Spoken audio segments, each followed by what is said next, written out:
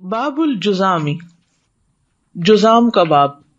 جزام ایک بیماری ہوتی ہے جس میں خون بگڑ کر سارا جسم گلنے لگ جاتا ہے اور پھر وہ پھٹ جاتا ہے، یعنی جسم پھٹنے بھی لگتا ہے، اور جس کو کوڑ کی بیماری کہتے ہیں نا، تو اس میں یہ ہوتا ہے کہ انسان کے اندر درد کا احساس ختم ہو جاتا ہے اور جسم جھڑنے بھی لگتا ہے، اور خاص طور پر انگلیاں وغیرہ جھڑ جاتی ہیں۔ اس میں وہ آپ نے دیکھا ہوگا کہ بادلوں کے جیسے مٹھیاں سی باقی رہ جاتی ہیں، اور تکلیف دہ بیماری ہے، لیکن جو جزامی ہوتا ہے اس کو خود تکلیف محسوس نہیں ہوتی، اور اس کا امیون سسٹم بھی کمزور ہوتا ہے، اس لیے آگے حدیث میں آپ دیکھیں گے کہ اس کے لیے کیا ہدایات ہیں۔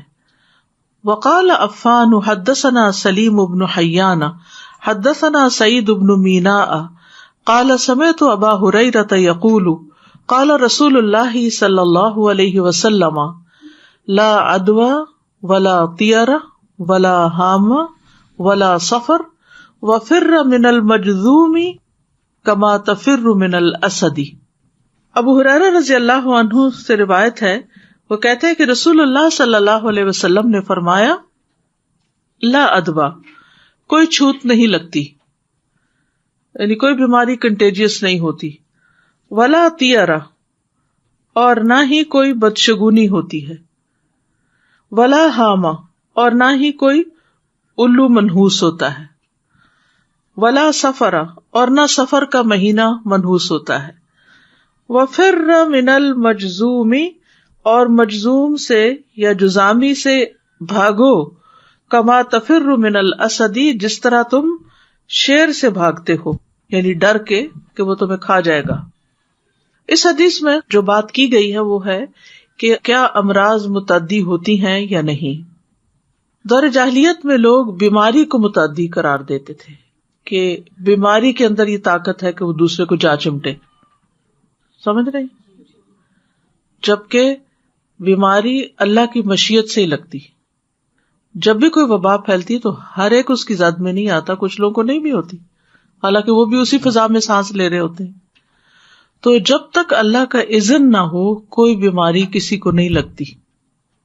قرآن مجید میں آتا ہے، قُلْ لَن يُصِيبَنَا إِلَّا مَا كَتَبَ اللَّهُ لَنَا هُوَ مَوْلَانَا وَعَلَى اللَّهِ فَلْيَتَوَكَّلِ الْمُؤْمِنُونَ، کہہ دیجئے ہمیں ہرگز کوئی نقصان نہ پہنچے گا مگر جو اللہ نے ہمارے لیے لکھ دیا، وہی ہمارا مولا ہے، ایمان والوں کو چاہیے کہ وہ اللہ ہی پر بھروسہ کیا کرے۔ یعنی بہت سی بیماریوں کا مقابلہ توکل کے ساتھ کیا جا سکتا ہے۔ تو بیماری اتارنا اور بیمار ہونا اللہ کے اذن سے ہوتا ہے، یعنی اسلام نے اس نظریے کو باطل قرار دیا کہ بیماری کے اندر خود کوئی طاقت ہے کہ کسی کو نقصان دے سکے۔ بیماری اللہ کی طرف سے آتی ہے، جسے اللہ چاہے اسی کو ہوتی ہے۔ مسند احمد کی روایت میں آتا ہے، رسول اللہ صلی اللہ علیہ وسلم نے فرمایا، زمانہ جاہلیت کی 4 چیزیں ایسی ہیں جنہیں لوگ کبھی نہیں ترک کریں گے، نہیں چھوڑیں گے۔ نمبر 1، حسب نسب میں آر دلانا، یعنی کسی کو اس کی ذات کا تانا دینا۔ مثلا یعنی کچھ ذاتیں جو ہیں بعض لوگوں کے نزدیک نچلی ذاتیں ہیں، ٹھیک ہے، اور کچھ ذاتیں جو ہیں وہ یعنی بائی برتھ ایک انسان سردار ہے، اور کچھ لوگ جو ہیں وہ کمی کمین ہیں، تو اس کا پھر وہ تانا بھی دیتے ہیں۔ اگر کسی انسان سے کوئی کام خراب ہو جائے یا اس سے کوئی غلطی ہو جائے یا وہ زندگی میں کچھ بن نہ سکے تو پھر کہتے ہیں کس کی اولاد ہو، کس خاندان سے ہو، فلاں خاندان سے ہو، تو خاندان کو ملامت کرتے ہیں، حسب نسب کو آر دلاتے ہیں۔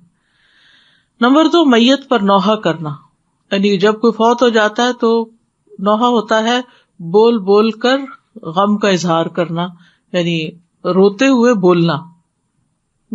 خالی رونے سے منع نہیں کیا گیا، آنکھوں میں آنسو آئیں، آپ سسکیاں لیں، اس کی اجازت ہے، لیکن ساتھ انسان حال دہائی مچا دے اور بین کرنا جس کو کہتے ہیں وہی ہے نوحہ۔ پھر بارش کو ستاروں سے منسوب کرنا کہ فلاں ستارے کی وجہ سے بارش ہوئی ہے، اور بیماری کو متعدی سمجھنا۔ ایک اونٹ خارش زدہ ہو اور اس نے 100 اونٹوں کو خارش میں مبتلا کر دیا تو پہلے اونٹ کو خارش زدہ کس نے کیا؟ وہ کہاں سے آئی.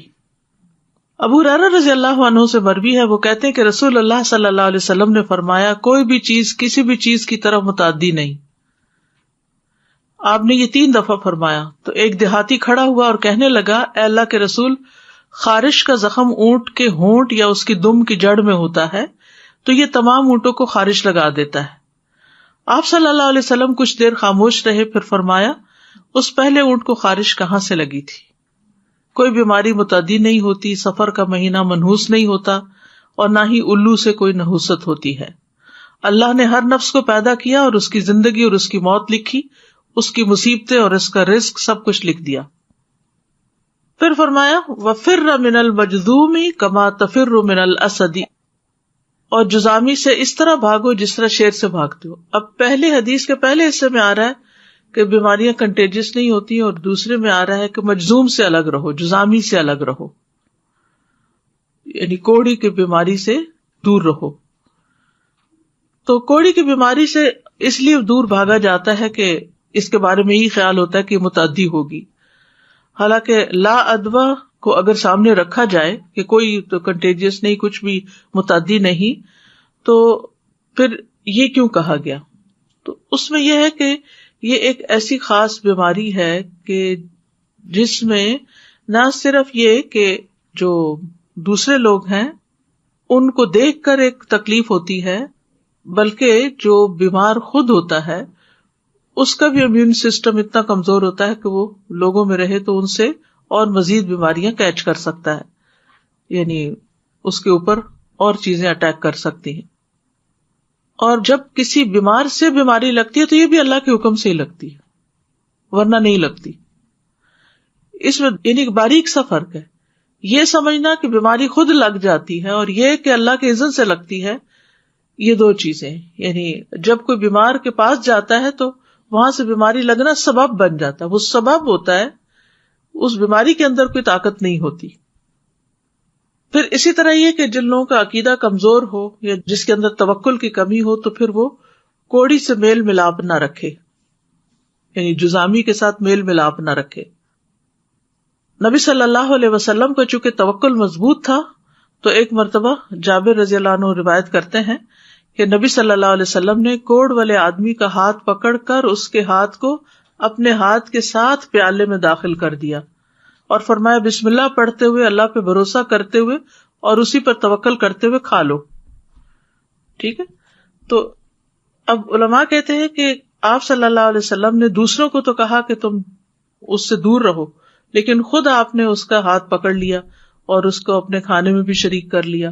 تو اس کی وجہ یہ تھی کہ آپ کا توکل سب سے زیادہ مضبوط تھا اور آپ کو اس چیز سے کوئی ڈر نہیں تھا کہ یہ بیماری خود بخود میرے اندر ٹرانسفر ہو سکتی ہے. تو اگر کسی شخص کے اندر توکل کی قوت ہو تو پھر وہ مریضوں کے ساتھ بھی اگر ہے تو فرق نہیں پڑتا، لیکن اگر کسی کا توکل ہی کمزور ہو تو پھر اس کو الگ رہنا چاہیے. جذام کی بیماری والے کو بھی چاہیے کہ وہ لوگوں کے اندر نہ جائے تاکہ ان کو تکلیف نہ ہو. حدیث میں آتا ہے کہ قبیلہ ثقیف میں ایک مجذوم تھا، رسول اللہ صلی اللہ علیہ وسلم نے اس سے پیغام بھیجا تم واپس چلے جاؤ، ہم نے تمہاری بیعت قبول کر لی، یعنی لوگوں کے بیچ میں نہ گھلو ملو. من الجنون والجذام، یعنی جذام کی بیماری سے بچنے کی دعا بھی کی گئی ہے. Ustaza, Assalamu alaikum. وعلیکم السلام. So from a medical perspective, I do agree with what's being said here. We have bacteria naturally on our own skin, in our own systems, and unless the conditions are created so that the bacteria can grow, a person can't get sick.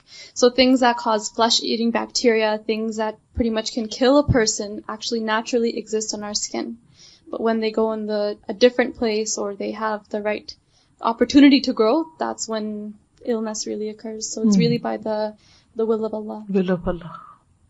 So that's just a question that should we avoid such situations that we get in touch, Yes. or should we have just tawakkul? جو سبب بن جاتی ہیں نا، جیسے آپ آگ سے دور رہتے ہیں، کیوں کہ آگ جلانے کا سبب ہے نا.